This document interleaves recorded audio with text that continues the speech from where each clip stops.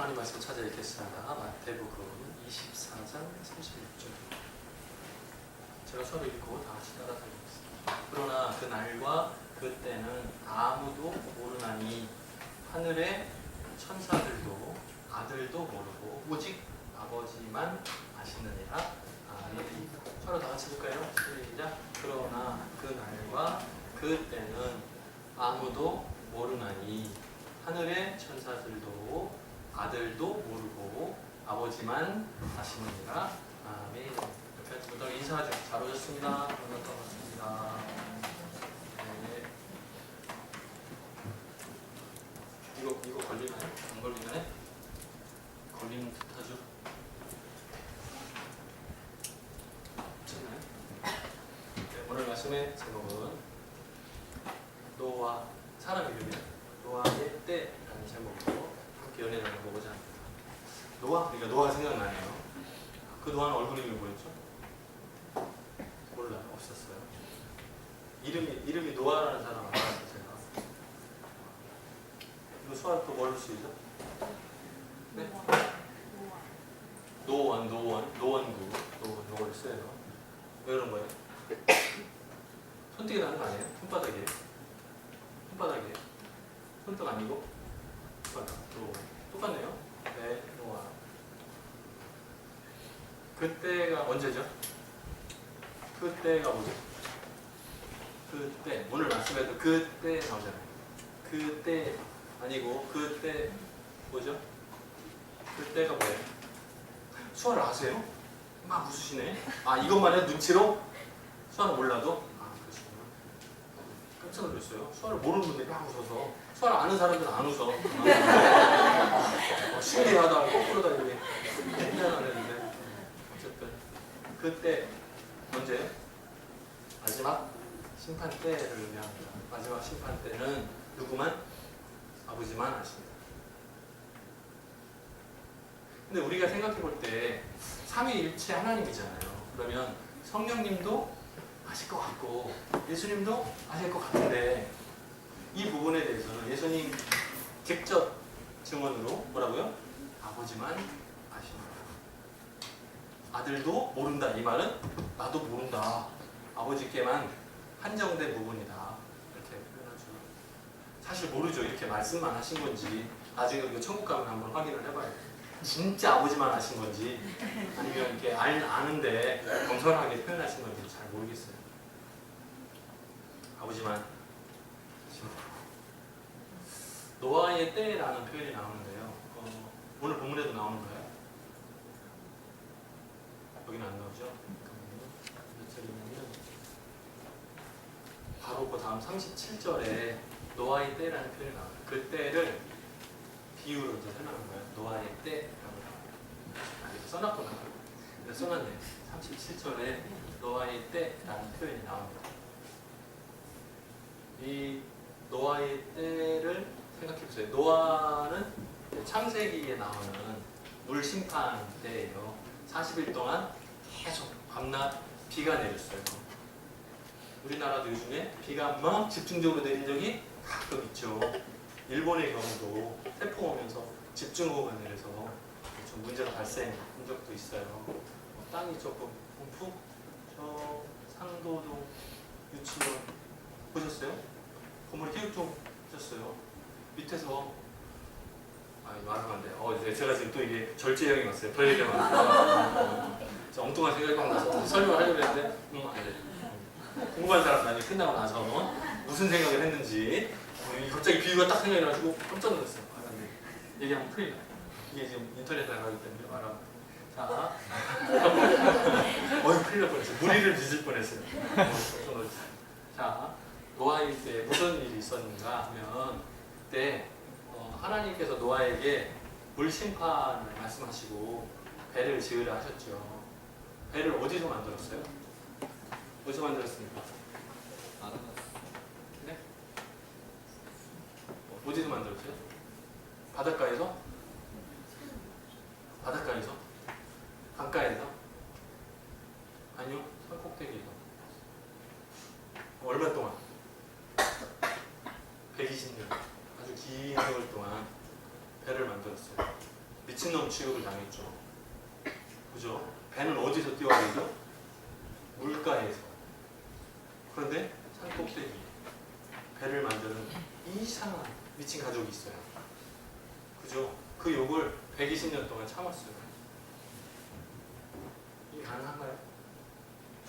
그러니까 우리의 신앙생활이 믿지 않는 사람들이 볼 때는 시간 낭비, 돈 낭비, 미쳤어.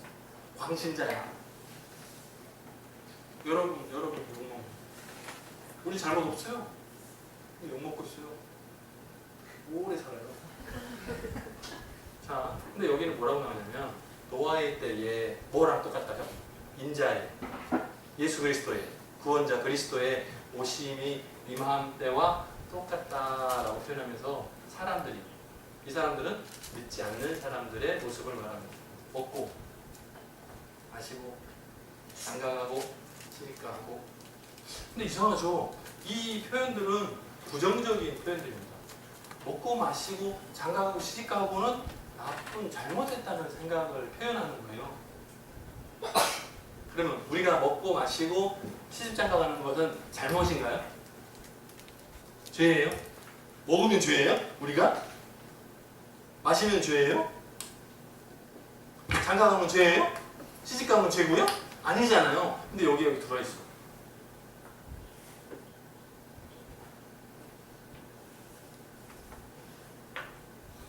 아시겠어요? 이유가 뭔지? 이게 왜 죄가 될까요?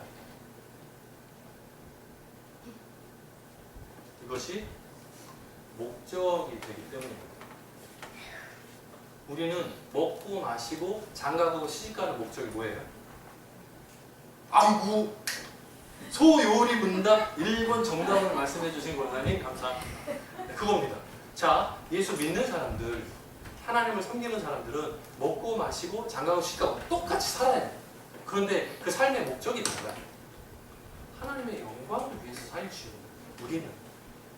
하지만 예수 믿지 않는 사람들은 똑같이 사는 것 같아요. 똑같이 회사 다니고 똑같이 먹고 똑같이 자고 똑같이 하는 것 같아요. 근데 그들의 삶의 목적은 방향이 달라요. 엉뚱하게 세상의 방향의 목적이 있어요. 때문에 이게 똑같은데 나도 먹고 마시고 장가 똑같은데? 이상하다? 아니에요.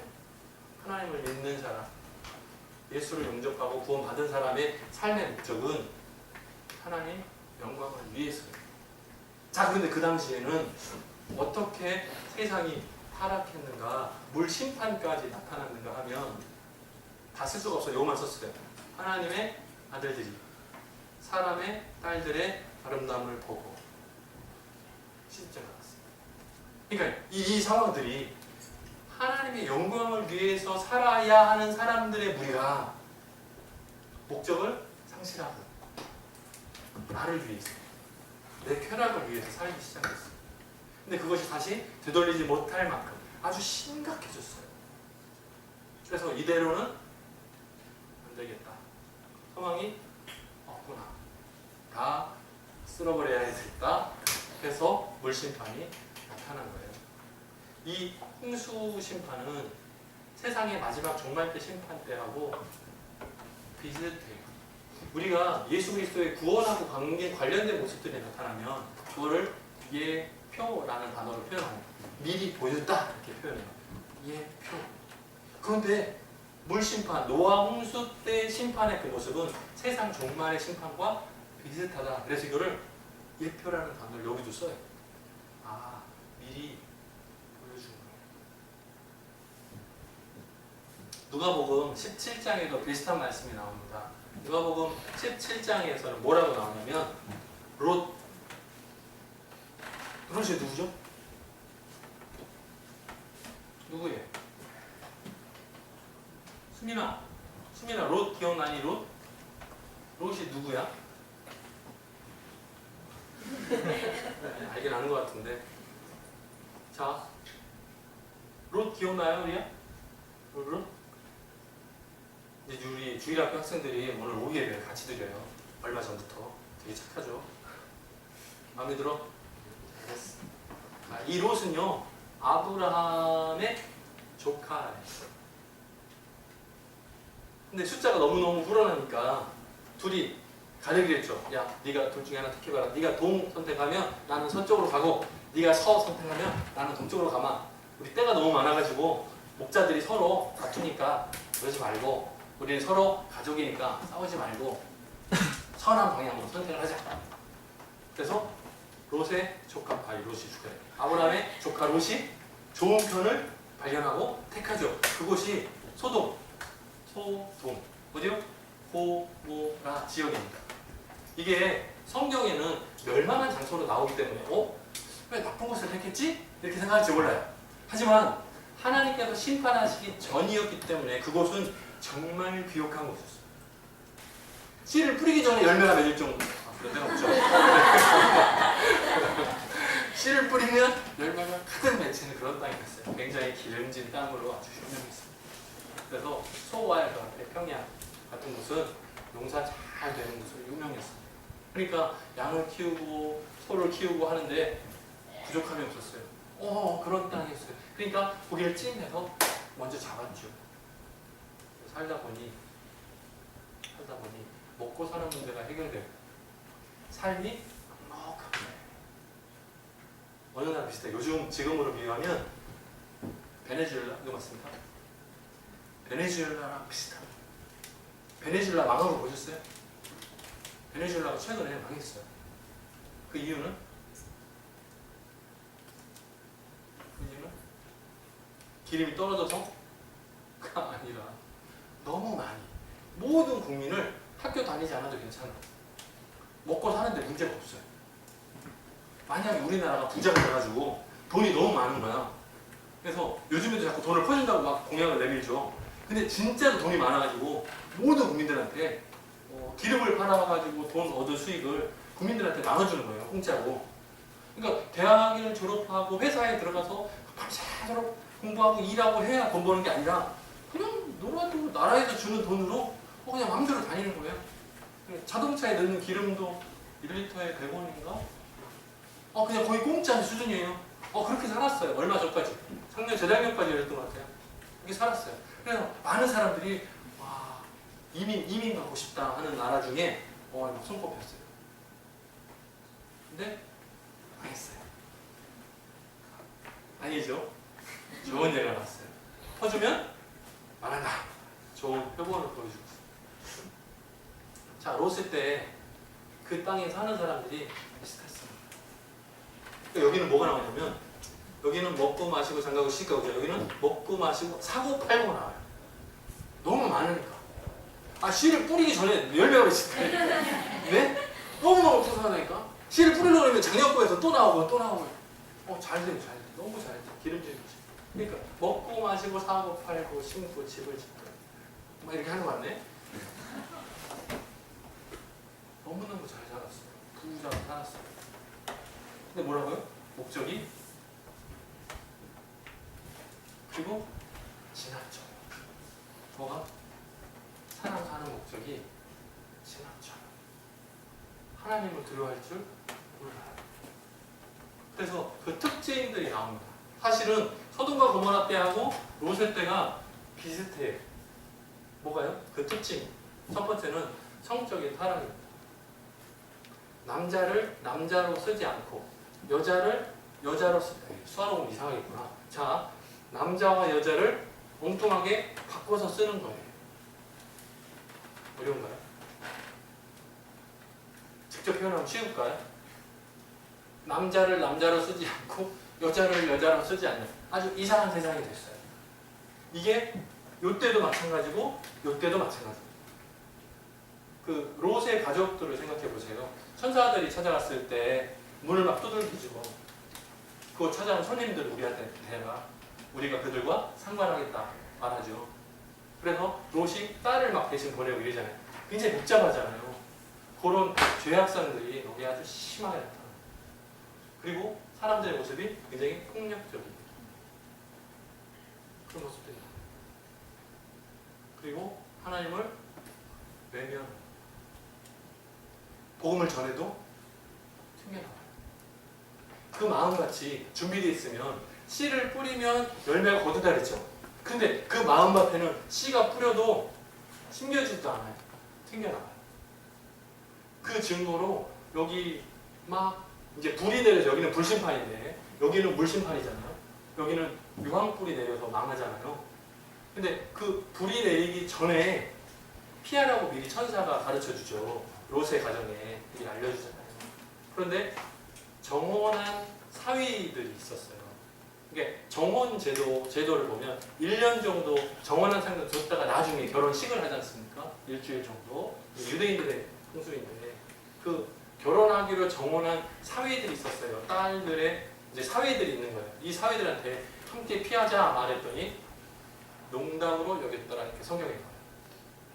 불이 내려서 여기 망할 거야. 빨리 피하자라고 비밀을 알려줬는데 그들의 반응이 뭐냐면 이러고 있어. 하늘에서 불이 내린데 본 적이 없는데 들은 적도 없고 여기는 씨를 뿌리면 열매가 풍성하게 맺히는 곳인데 무슨 여기가 망한다고? 말도 안 돼. 뭘 믿고 사는 거예요? 있다. 이 세상 그 목적을 믿고 사는 거예요. 그러니까 하나님의 복음을 전해도 외면당하죠. 혹시 우리들의 삶 가운데 이런 모습이 있는가? 뭐예요? 망할 징조. 망할 징조. 우리 사회에도 있어요? 망할 징조.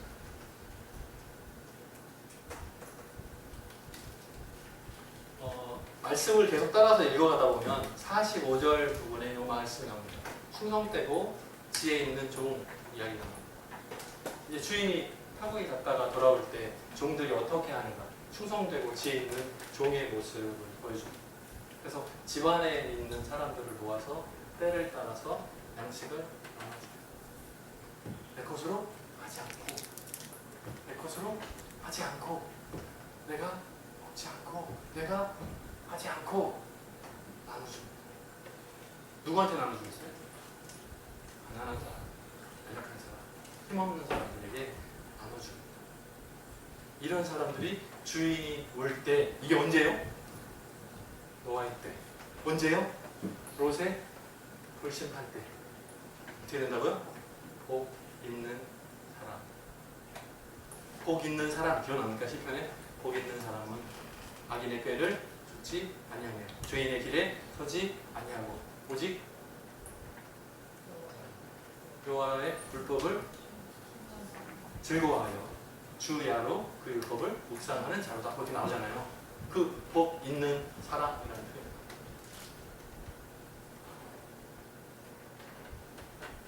왜? 우리가 가진 것을 어떻게 사용할 것인가. 왜냐면 하나님께서 우리들에게 맡겨주신 것을 우리가 어떻게 어디에 사용할 것인가. 하나님께서 우리에게 맡겨주신 시간을 내가 어떻게 사용할 것인가. 내 건가? 하나님의 것인가. 구분할 수 있는 것이 필요하죠. 자, 마지막 날에 대한 예비라는 제가 이렇게 글귀를 써놨는데 이게 누구요? 충성되고 지혜 있는 사람과 같이 마지막 날을 위해서 예비함이 필요합니다. 항상 이렇게 얘기해버렸네. 뭐 하라고요? 42절에 깨어있으라. 항상 깨어있으라. 우리 자녀들 보면 시험 공부를 언제 해야 합니까? 중간고사 시험이 있어요. 이렇게 발표가 나면 언제 공부를 시작해요? 시험이 있어. 이제 한 달 후에 중간고사가 있어. 이렇게 딱 발표를 하면 언제 공부를 시작해요? 한 달 이렇게 딱 발표된 그때부터? 어떻게 아시네? 아니래. 언제 공부를 시작하죠? 언제 공부를 시작해요? 보통 그 시험 광고가 딱 나면 시험 범위를 확인하죠. 책 몇 페이지부터 딱 적어요. 몇 페이지까지 적어요. 중간고사 시험 범위, 중간고사 시험 딱 적어놔요. 그리고 공부는 언제 해요? 시험 하루 전날 밤에 그리고 밤을 새요. 그런 분들이 많군요. 저만 그런 줄 알았지. 다 똑같거든요. 자, 그래서 어떻게 하고요? 이게 비슷해요. 이거 써놨구나. 시험을 준비하는 학생들하고 비슷해요. 근데 공부를 정말 잘하는 친구들은 언제 공부합니까? 늘 해요. 시험하고 관계없이. 시험은 갑자기 탁 시험 봐도 그냥 공부를 잘하는 사람들은 시험 기간에만 공부하는 게 아니고 평상시에 늘 해요. 늘. 그래서 시험을 집중적으로 공부하나 하지 않나 큰 차이가 없어요. 그냥 비슷해요. 거기서 거기 뭐 외우는 암기과 뭐 한두 개 차이 날까? 네, 비슷비슷해요. 큰 차이가 없어요. 하지만 집중력을 가진 우리들은 시험 하루 전날 할 수 있죠. 자, 문제가 이 문제가 쓰면 안 되는 거죠. 그런데 한 가지 문제가 있습니다. 그게 뭐예요? 언제가 시험인지 몰라. 그 날과 그때는 누구만? 아버지만 비밀을. 우리는 몰라요. 언제가 마지막 심판 때인지 모르는 거예요.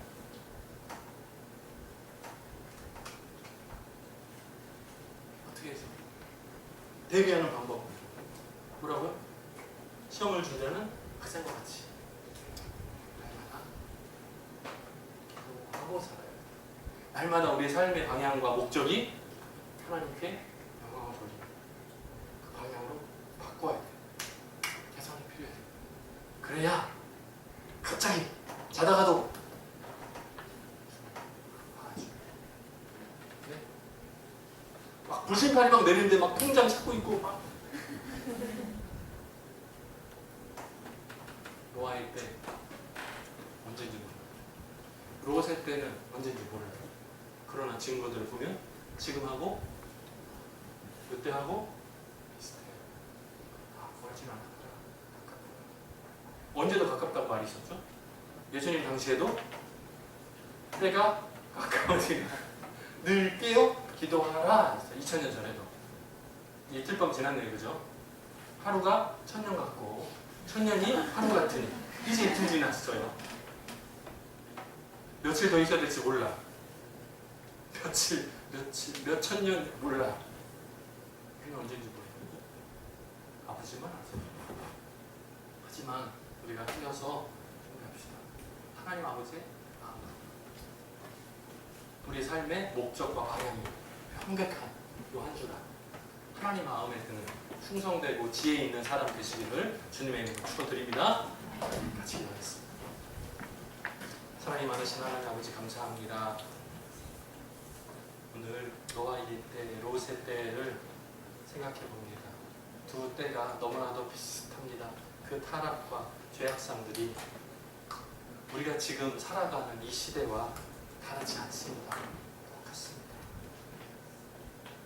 하나님, 우리들의 마음을 겸손하게 붙잡아 주시고 하나님의 말씀 앞에 순종하며 충성되고 지혜 있는 자와 같이 늘 준비할 수 있는 우리의 가진 것들을 하나님 나라 위해서 열심히 사용하며 하나님께 영광 올려드리는 그런 삶의 목적이 있는 귀한 사람들 되게 도와주셔서 함께 하시기를 간절히 소원하옵고 예수님의 이름으로 기도드립니다. 아멘.